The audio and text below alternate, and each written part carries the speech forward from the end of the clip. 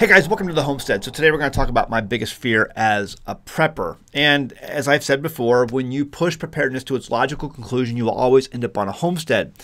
And then you have homesteading things to worry about. But that also doesn't mean you forget about all the prepping things, because that's why you're here. Now, this book I've talked about in the past. It's been a while. But this is a book I have on my shelf called Hero Stories from Missouri History. And this was written back in the 1950s. And so at the time of about the 1950s, you still have elderly people who may have secondhand accounts of what took place during the 1811 earthquake. If someone is in their 80s or 90s during this time, they may remember when they were children hearing stories from people who were also in their 80s and 90s who experienced that event. It's still somewhat in the memory of the people who lived during that time. Now, this book describes absolutely horrific conditions and absolutely horrific experiences when it came to that 1811 earthquake. And as many of you know, and some of you have already left comments about, we're getting ready to have another eclipse over our part of the country, and a lot of people are looking forward to that. People here in my part of the state are getting ready for the influx of people who do not want to miss this once-in-a-lifetime event. And there's going to be an influx of people coming in, and businesses are getting ready, making all this money apparently from all these tourists and stuff like that. But if you do any research on history, you will know that 3 months to the day, there was this giant earthquake in 1811 after a very, very similar eclipse. And so that's got a lot of people wondering, is that going to happen again? I don't know. I hope not. I absolutely hope not, because this is the greatest fear I have as a prepper, as a homesteader, someone who, is trying to provide and care for my family. I've moved out of some of these places because I want to be able to provide better, things for my family, whether it be education through homeschool or, raising a garden or raising animals or all these things. But earthquake is like on a different level, because that's something you absolutely cannot control. No matter what, no matter how good you are, it is something absolutely outside the realm of your influence. It just happens. And the earthquakes from 1811, it talks about in this book about the soil being liquefied and trees shooting up 100 feet in the air, and gigantic mounds of pillars of sand erupting out like geysers, 50, 100 feet in the air. Just absolute amazing catastrophic damage in this area and eastward. Now, most of the damage was in that area of New Madrid, which is in Missouri, which is spitting distance from where I am in the Ozarks. And most of the damage was concentrated east of there because the terrain and the soil makeup was much softer, and that allowed the tremors to progress farther and be felt farther. Whereas, westward, you have more rocks, you have more bedrock that's closer to the soil surface, and so it kind of mitigated the effects. But still, if an earthquake happened in New Madrid again, it would be absolutely catastrophic for here.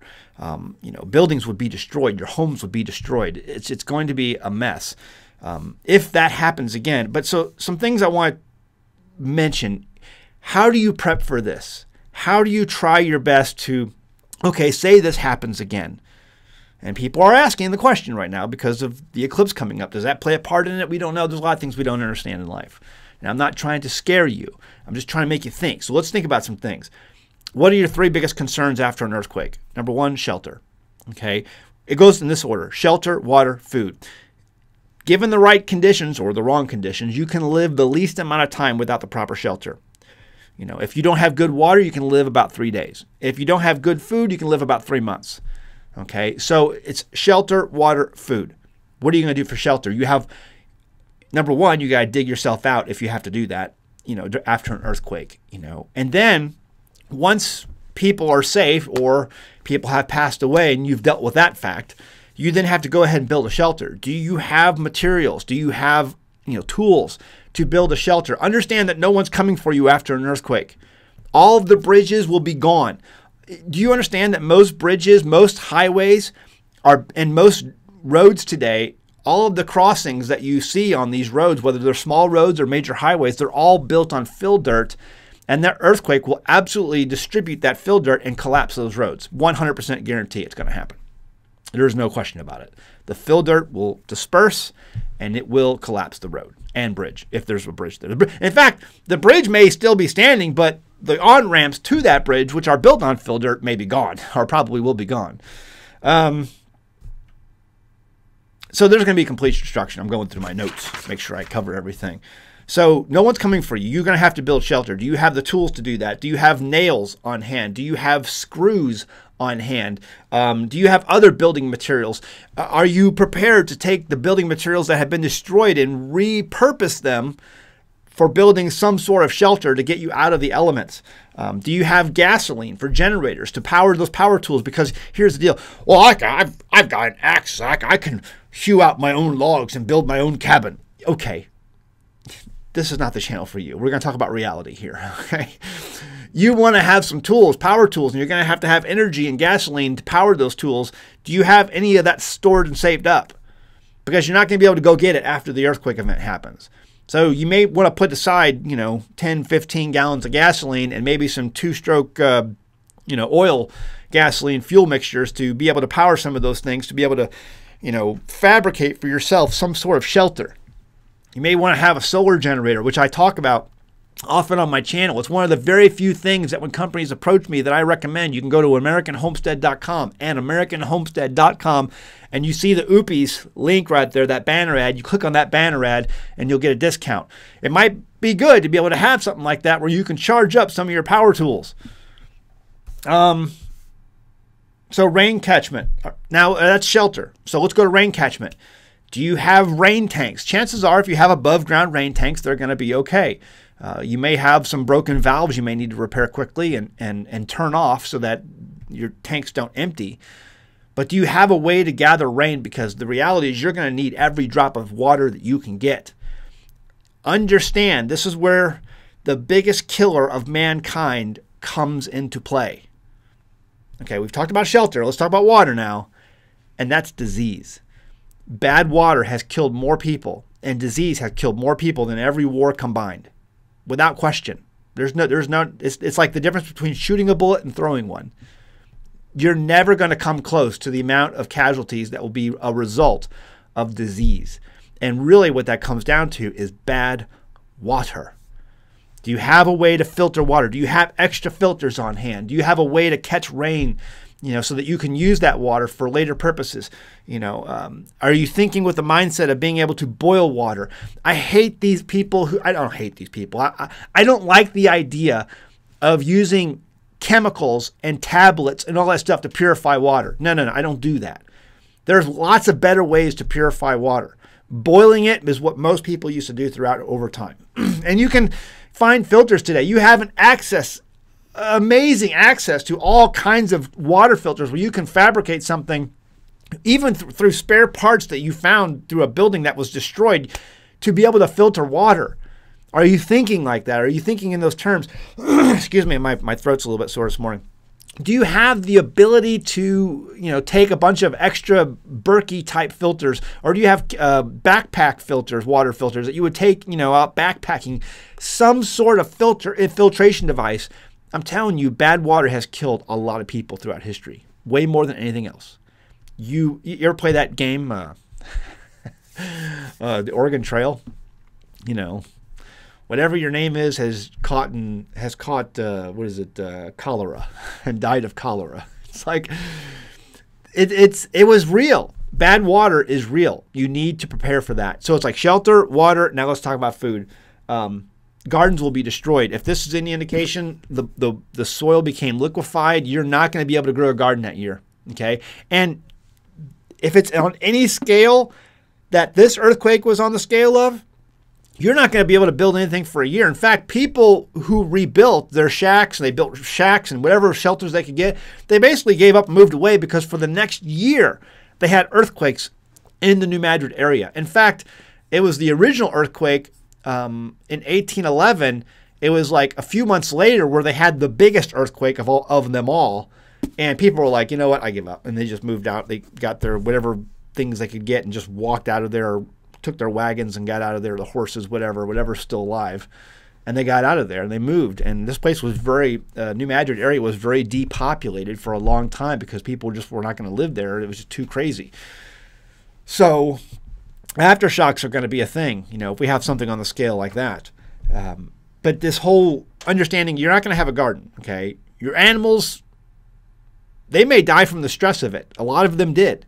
Do you have storage foods? Do you have a certain amount of food that you can use to get by for like a year, at least a year, before you can start, raising animals again, effectively, and growing gardens and all of that stuff, starting seeds and all that? Do you have that ability? If the answer is no, then you have things to work on.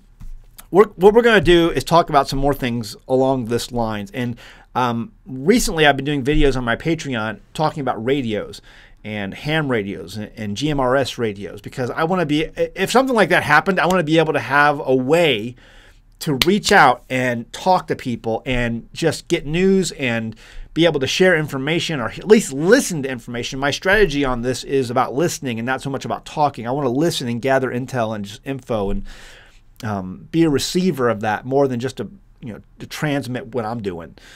And so we talk about that. You can go over to AnAmericanHomestead.com, go up to our Patreon link up there on the main menu, and you can see a list of our videos, and the radio videos will be included in that. Also, let's talk about waste management over there at Patreon soon, because the reality is disease kills more than anything else. Okay, during a collapse or during wartime, you hear about all these stories about people generals moving in their armies, and their armies sit for too long and disease sets in because they have no proper waste management. During a collapse, your toilets aren't working anymore. Your septic's not working. Everything has been collapsed. All the pipes are destroyed. Everything is gone. So what are you doing for your waste management? Because that's the thing that's probably going to kill you. That's the thing that's probably going to, destroy your water supply if you have a well nearby. You got to be thinking about these things. So we're going to talk about that in an upcoming video that will only be available to patrons. And also, if something bad happens, you're not going to be able to go to the pharmacy or go to the doctor to get things that you might need if little Sally becomes sick. This is my medicine cabinet. Okay, patrons get this. You can join for as little as $1 a month or at patreon.com/AmericanHomestead, link below. If you buy these on Amazon, you're going to pay $800 for one and $900 for the other. The reason they're so expensive is because of the valuable information contained within. Do not pass up this opportunity. These don't tell you how to make tinctures. They tell you what to do with them. Very important and very big difference. So what preparations have you made for an earthquake? Earthquake happens, your house is destroyed, you've dug yourself out and others. Now what do you do? How are you getting your water? How are you getting your shelter back in place? What are you going to do about food? How are you going to avoid disease? And are you setting up anything to help you communicate with others? Leave a comment below. I'd love to hear your thoughts. And your thoughts, your comment may help someone else begin to think and their wheels begin to turn on how they can do some things as well. So your comment helps, and you guys are fantastic when it comes to leaving helpful and constructive comments. So thanks so much. All right, guys. See you next time in the homestead. Bye. Have you ever gone to a health food store and seen all those small bottles of probiotics in your cooler section? Man, can they be pricey. Are you really getting all you need to improve your gut health from those expensive bottles? How viable are they? Most of those products claim to give you between 8 and 15 strains of gut-healthy healing bacteria. Think of each strain of bacteria as a different factory in your gut. Each factory is responsible for breaking down that food in its own way. The more factories you have, the more the food is broken down and the easier the food is absorbed and digested by the body. A 2018 study published by the National Library of Medicine shows that one fermented head of cabbage can produce up to 114 strains of beneficial bacteria. That's a lot more food factories than you're getting from that expensive pill bottle. And that's just cabbage. Imagine the probiotics when you add garlic, onions, pepper, and more to that ferment. PerfectPickler.com and its home fermentation kits provide you with everything you need to get started making your own gut-healthy food factories from the comfort of your own kitchen. PerfectPickler.com even provides a jam-packed recipe book with many of our kits. Visit PerfectPickler.com and start fermenting your own veggies to begin your journey to better gut health. That's PerfectPickler.com.